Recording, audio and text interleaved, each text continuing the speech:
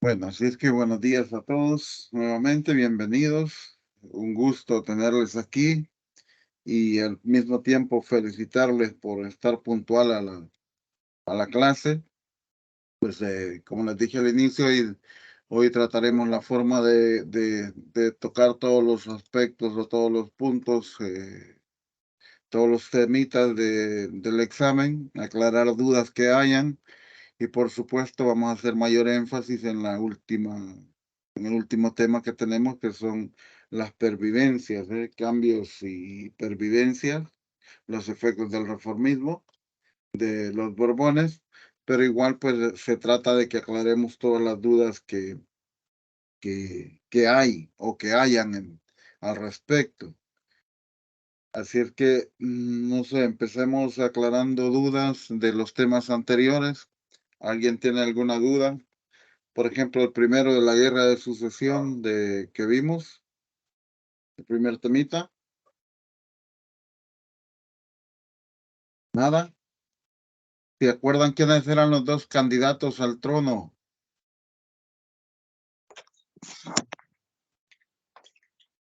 ¿Se les ha olvidado el nombre de los dos candidatos al trono español con la muerte de Carlos II? Uno era, no sé si era Fernando o Felipe de Anjou. Felipe de Anjou, correcto. ¿Y el otro?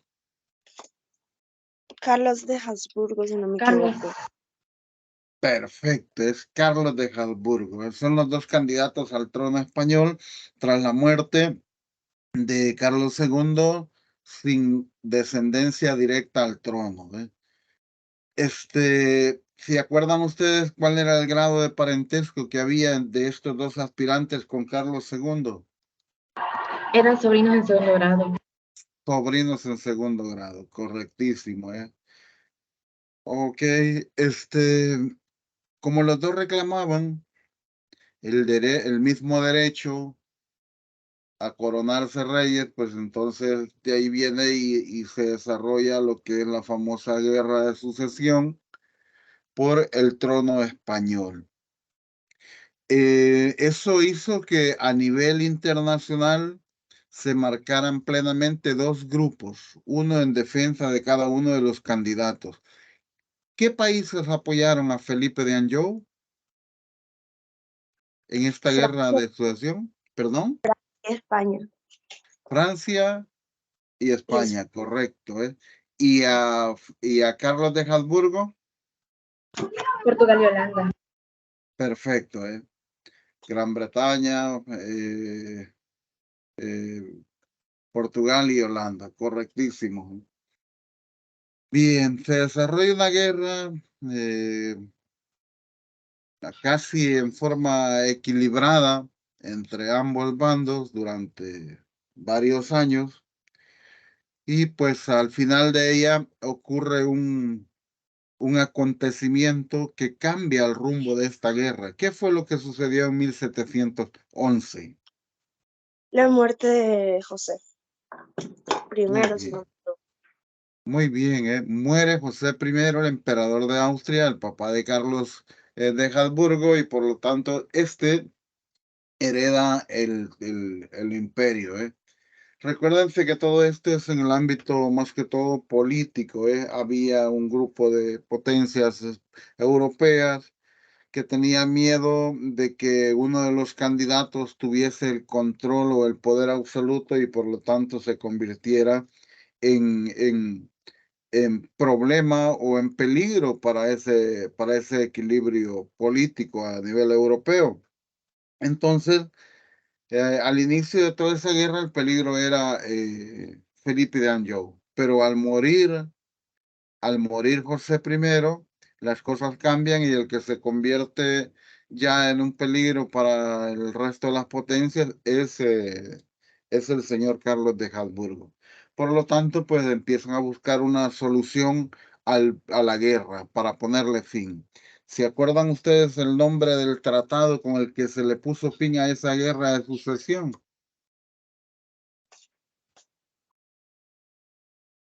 Se llamó Tratado de Utrecht y Rastatt. Correcto, así se llama, Utrecht y Rastatt. Ese fue el tratado que le puso fin a esa guerra de sucesión. Y pues uno de los puntos fundamentales de ese tratado era reconocer a Felipe V, perdón, sí, a Felipe V como rey de España, ¿eh? Y el otro, pues, para poder desarrollar para poder llegar a ese acuerdo, entonces las demás potencias pedían ciertos territorios españoles para poderlo aceptar. ¿Se acuerdan qué territorios se le cedieron en ese marco a Gran Bretaña? Se le dio Gibraltar, Menorca y también se le dio el comercio con América Española. Excelente, así fue. Se le cedió la isla de Menorca, de Baleares, se le cedió también el Gibraltar y los derechos a comercializar con la América Española. De acuerdo. Muy bien.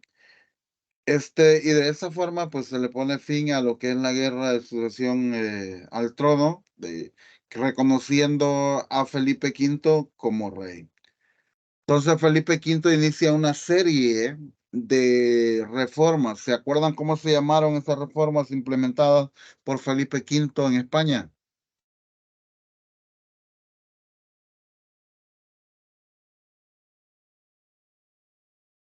Los decretos, De nueva planta. correcto, así se llamaron, decretos de nueva planta. ¿Y en qué consistieron? Pues en implementar la reforma, perdón, las leyes e instituciones de que la Corona de Castilla en el resto de la península ibérica. Ok, muy bien. Bueno, veamos un poquito sobre lo que es la parte del comercio y la industria de, del antiguo régimen en España durante esta época. ¿Se acuerdan cuál era la base económica de España? La agricultura. La agricultura, correctísimo, ¿eh? La agricultura era la base económica de España. Pues y para eso, pues recuerden de que estaban organizados en señoríos. Señoríos, pues habíamos dicho también que es una cantidad de tierra asignada a una persona, a un dueño, para que la administre y este pues se encarga de darla o de proporcionarla a las personas para que la trabajen, ¿eh? Y que en vez de retribuirle con dinero, lo hacía a través de productos, dándole el excedente o mejor dicho, dándole un poquito de lo que ellos producían para que lograran sobrevivir, él y sus familias. Ok. Entonces, ¿se acuerdan entonces ustedes cómo era el mercado en esa época? ¿Cuáles eran las características del mercado? El interior estaba horrible porque apenas se comerciaba, excepto en Andalucía que se abundaba el comercio colonial. Muy bien, era limitado, porque apenas se comercializaban los excedentes que tenía la población de ese momento. El mercado interior era limitado con graves problemas de comunicación con el interior de la península, por la falta de transporte. Ahora, la tierra en ese momento estaba organizada en señoríos, habíamos dicho, pero también esos arrendamientos que se daban tenían ciertas características, ¿eh? En la zona norte, más que todo en Cataluña, eran de tipo enfiteutíco. ¿Se acuerdan de qué significa eso? Enfiteutíco. Se Eso alquilaban de por vida. de por vida, ¿eh? Hasta que se aburrían las personas de trabajarlo, lo devolvían, ¿no? Porque eran de por vida esos contratos. Y en la zona de Galicia y Asturias, los contratos eran de tipo de foros. ¿Qué eran los foros? Eran arrendaciones de generación en generación. Perfecto, para 3 generaciones, hasta la tercera, Primera, segunda y tercera generación lo trabajaban, hasta la tercera. Ya la cuarta tenían que negociar un nuevo contrato para poder trabajar la tierra. Y en la zona sur, el norte ¿cómo se llama? En el sur de las Castillas y Andalucía, los tipos de arrendamiento era eh, ¿cómo se llama? De, de, de tipo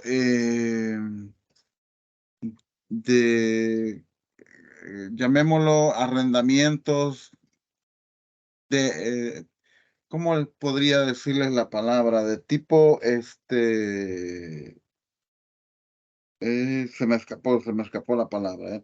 Bueno, pero que las tierras estaban nada más.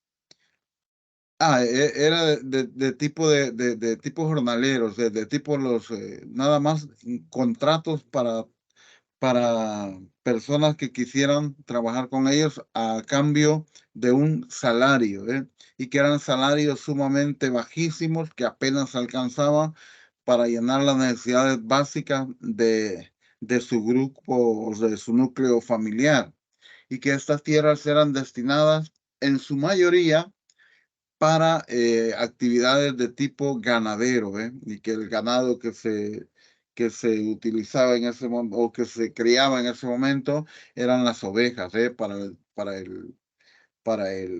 la comercialización de la lana.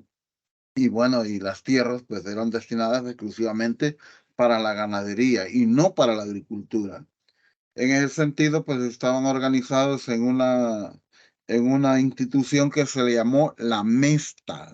La Mesta era como una organización sindical que velaba por los beneficios de los ganaderos.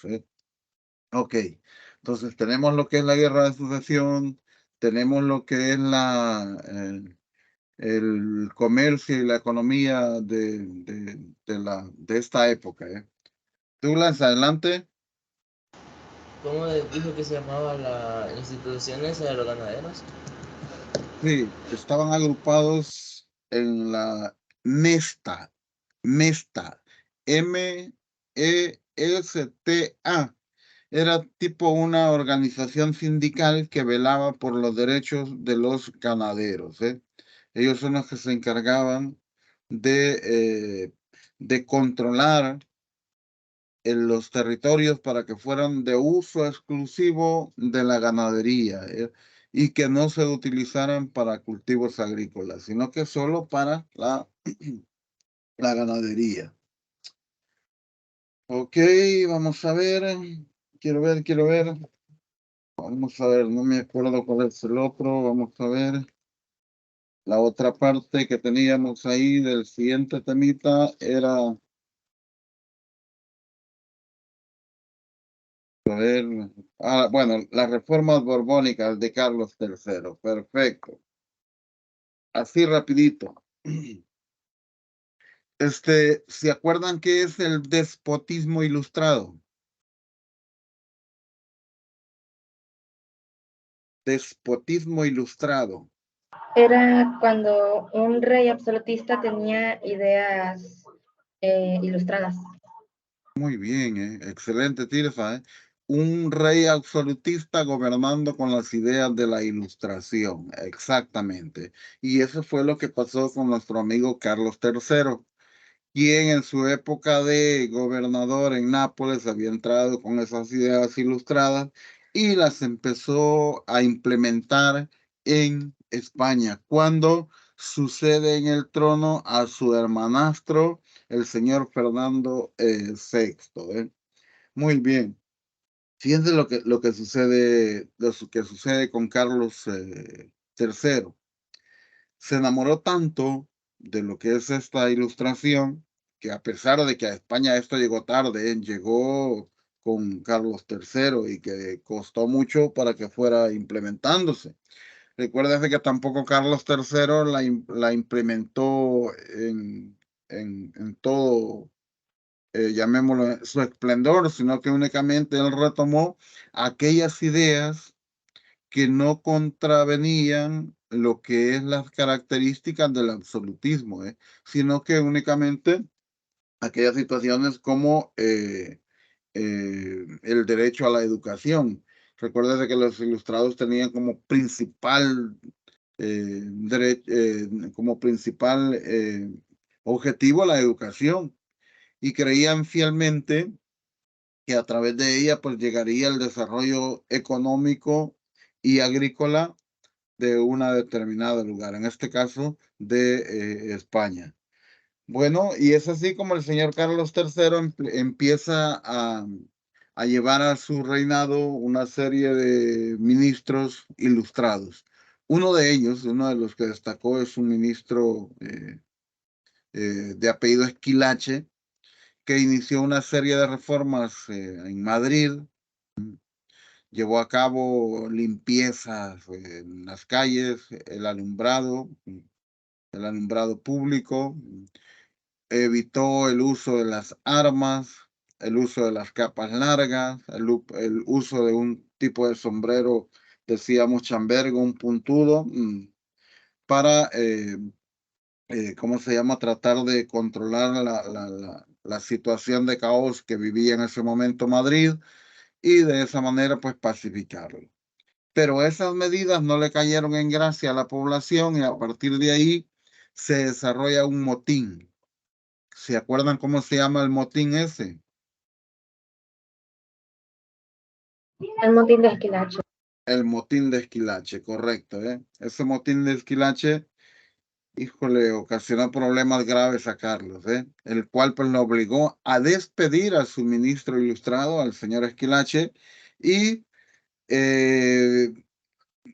quitar todas las reformas que él había hecho, para que la población volviera otra vez a estar tranquila.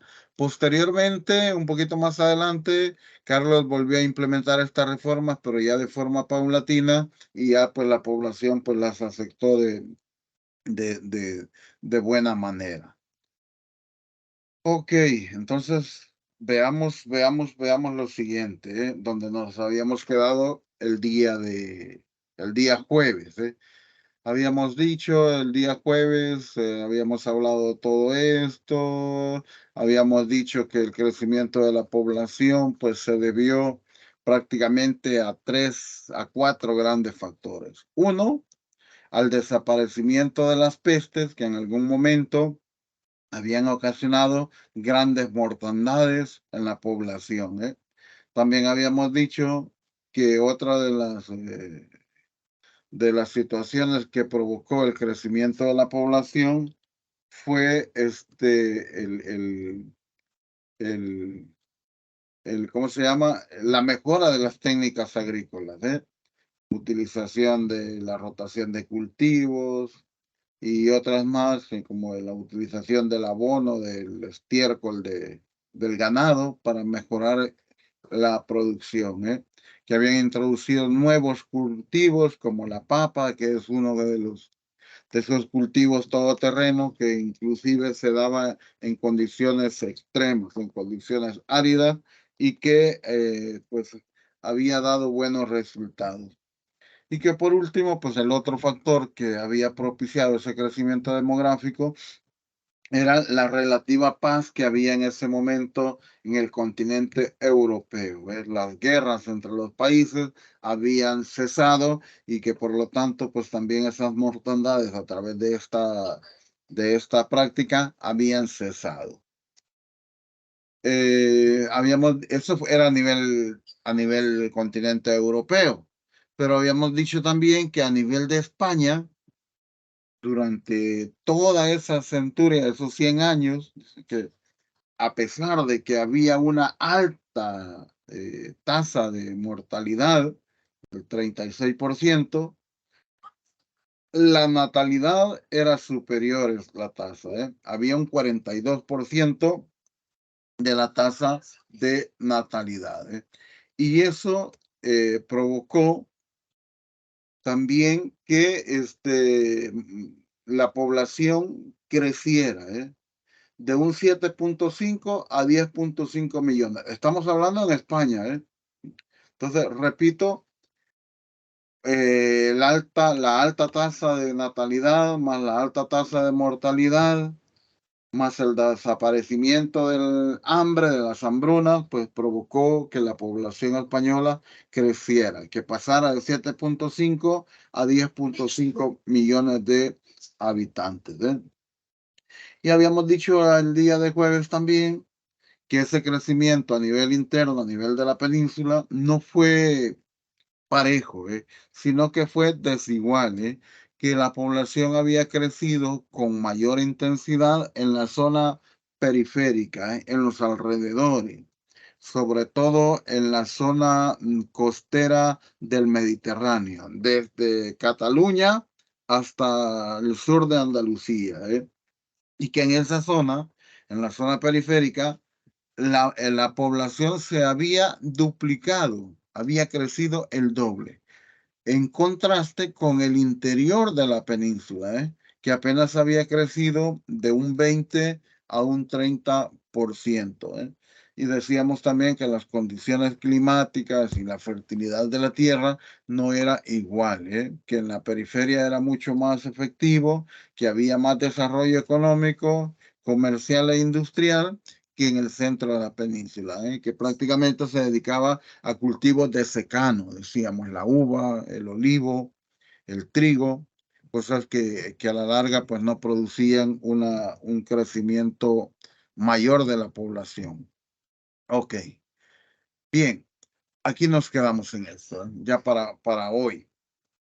Fíjense, chicos, que a pesar de los esfuerzos que hicieron los monarcas ilustrados de esa época para promover el desarrollo agrícola e industrial, no fueron lo suficientemente efectivos, sino que inclusive había la necesidad de promover el crecimiento de la población. ¿Se acuerdan ustedes quién era el monarca ilustrado de España en esta época?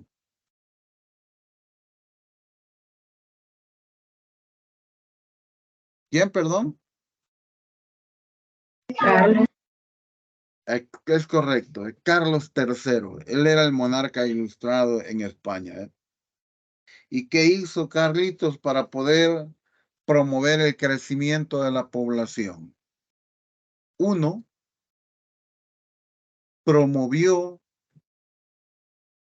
incentivos o ofreció incentivos a las familias numerosas, a las familias que eran de varios integrantes, les prometió tierras, les prometió productos agrícolas para poderles motivar para que de esa manera el crecimiento de la población aumentara. Él era fiel creyente de que el desarrollo económico y el desarrollo agrícola iba a llegar siempre y cuando el número de la población aumentara. También desarrolló una política para recibir a todas aquellas personas que llegaran del extranjero, o sea, fuera de la península, fuera de España, pero que fueran católicos. A ellos les ofreció tierras para que se quedaran a vivir en España. Entonces les dieron todas las cosas básicas para que se quedaran ahí. Lo que Carlos quería a toda costa era aumentar el número de la población.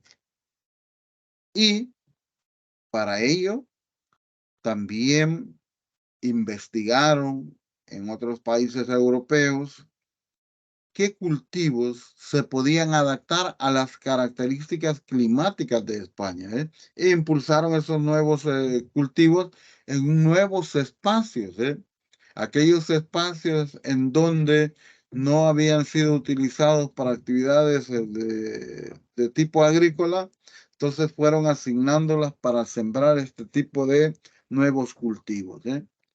Uno de sus ministros, el señor Olavides, también implementó un proyecto de colonización en aquellas tierras del sur de España, sobre todo en Sierra Morena, ahí pues implementó una especie de colonización para motivar a la gente que se fuera a vivir ahí, inclusive a nivel extranjero, desarrollar una campaña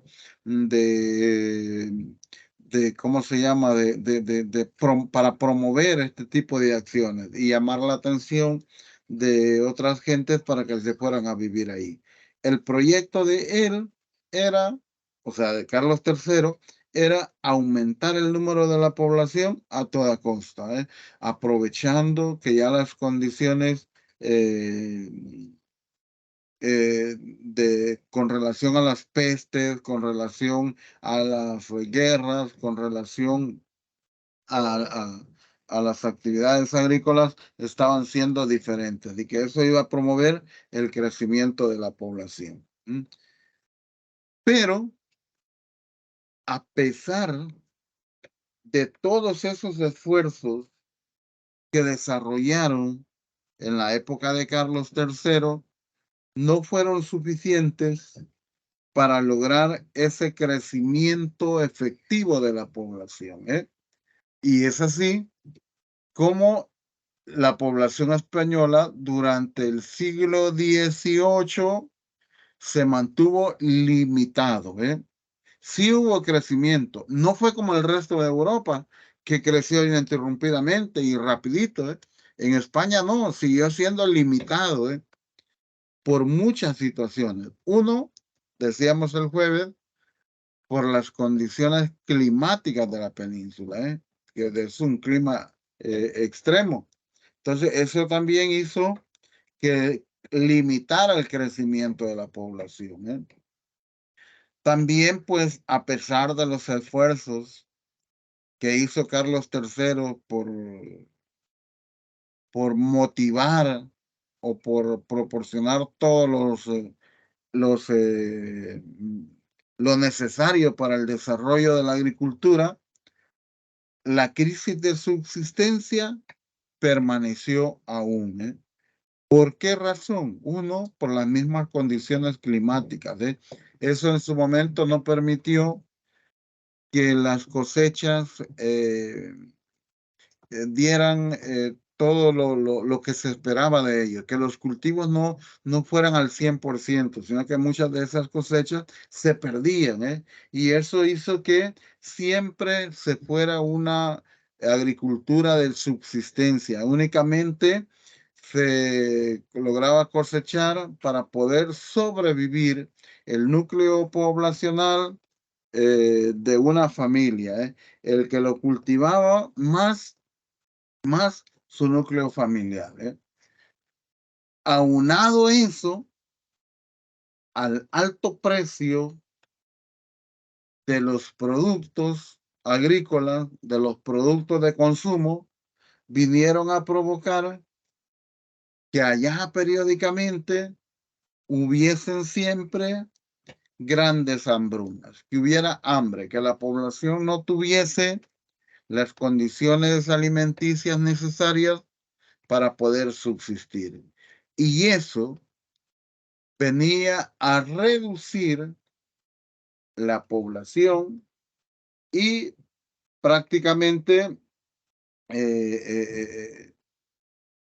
anular el proceso de crecimiento de la población, a limitarlo, llamémoslo así, que la población empezaba, sí crecía, pero era pero muy limitado por todas estas características que estoy mencionando. Ahora, esas poblaciones españolas limitadas por una mala alimentación, por una falta adecuada tratamiento de,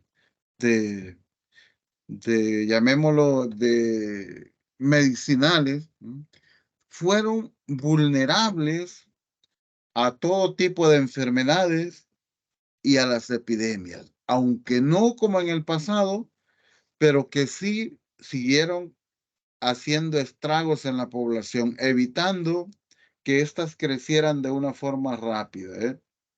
Ahora, ni siquiera esas políticas implementadas por Carlos III ni el contexto general de ese momento, ni el pequeño crecimiento de la población, ni todas las mejoras que se trataron de implementar fueron lo suficientemente efectivas para mejorar el rendimiento y comercialización de la agricultura, ¿eh? Ni todo lo que Carlos implementó sobre la colonización, ni las políticas para aumentar la población, ni los nuevos cultivos, ni las nuevas técnicas, ni nada de todas esas reformas fueron suficientemente efectivas para lograr un rendimiento efectivo de lo que es la comercialización de la agricultura. Vuelvo a repetir, esta fue completamente limitada de subsistencia, ¿eh? Y siguió llevándose al mercado únicamente aquellos pocos excedentes que la población tenía y que posteriormente fueron cambiando, ¿eh? Es lo que ellos llevaban para poderlos intercambiar o poderlos vender en el mercado, pero de una forma muy, pero muy limitada.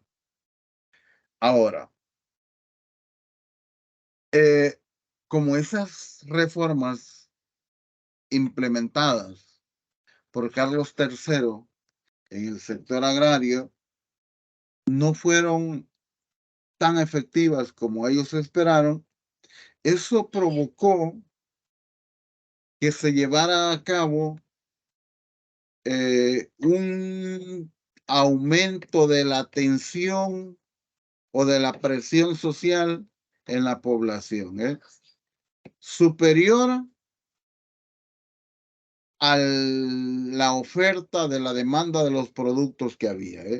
En otras palabras, como no había la suficiente cantidad de productos agrícolas para comerciarlos, entonces la gente sufría de hambre y por lo tanto apareció esto, las tensiones del sector agrario, porque no tenían ni las herramientas necesarias ni la producción adecuada para la subsistencia de la población.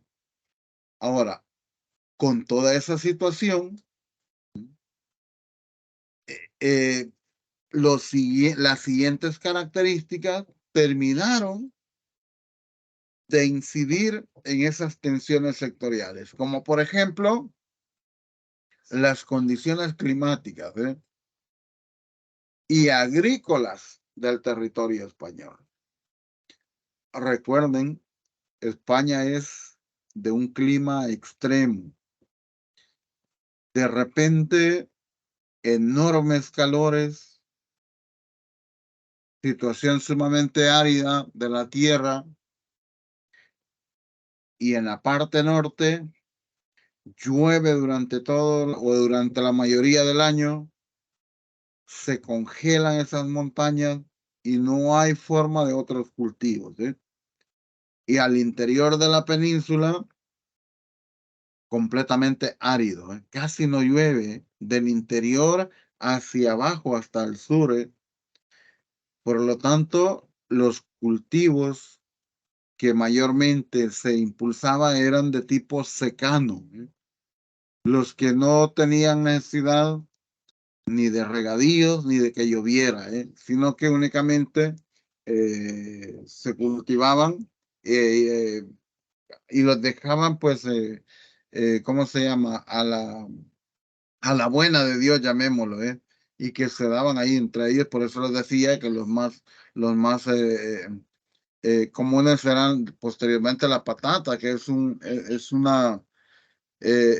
cultivo todoterreno que se da en cualquier parte de la tierra sin mejores condiciones, y que pues eso venía a paliar un poco las necesidades que tenía la población de ese momento. No sé si voy muy rápido o alguien tiene preguntas de lo que vamos hasta acá en este momento.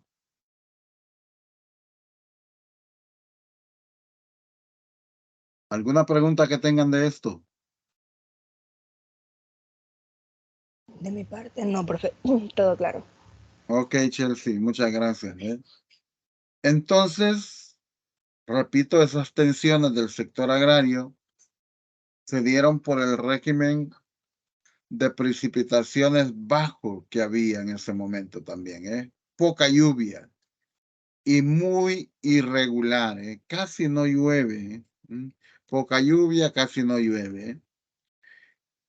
Y las técnicas conocidas a ese momento, las técnicas, por supuesto, agrícolas, más las sequías, más las elevadas temperaturas, venían limitando la producción agrícola. Muchas veces esas producciones agrícolas se venían perdiendo, terminaban perdidas por esos climas extremos.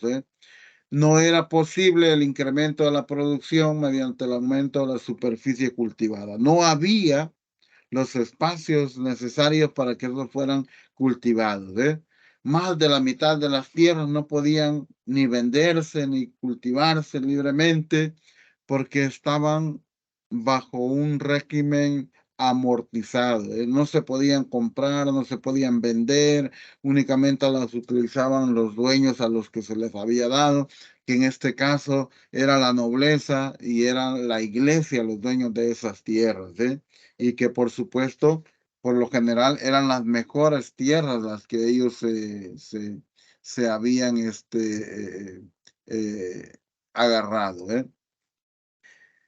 Una buena parte, una gran cantidad de la renta de los campesinos, pues era dedicada al pago de los señoríos. Entonces, a la población prácticamente no le quedaba mayor ganancia para sus necesidades básicas, sino que todo lo que iban produciendo, recuerden lo que habíamos visto en los estamentos, que la mayor carga tributaria estaba en el pueblo y por lo tanto lo poquito que ellos lograban cosechar se le iban dando a los señoríos o a la misma corona donde pagaban los tributos. Entonces, de esa forma, pues la escasez de las tierras obligaba a cultivar las de menor calidad, las menos fértiles. Y al cultivar las tierras de menos fértiles, obviamente los resultados eran muy deficientes. Se carecía de todos esos productos necesarios para poder subsistir. Okay. No sé, alguna pregunta que tengan, alguna duda, no necesariamente solo de lo que acabamos de ver, de todo lo que ustedes, alguna duda que tengan. Recuérdense que la idea de todo esto es que vayan 100% preparaditos para el examen. Por favor, por favorcito, si el día del examen tienen alguna duda, no se vayan sin que yo llegue. Ahí voy a estar tempranito con ustedes, viéndolo, pregúntenme qué quiero dar a entender, qué es lo que estoy preguntando. Recuerden ustedes que si no se comprende la pregunta, bien difícilmente darán una respuesta correcta. Para responder correctamente es sumamente necesario comprender la pregunta, saber qué me están preguntando.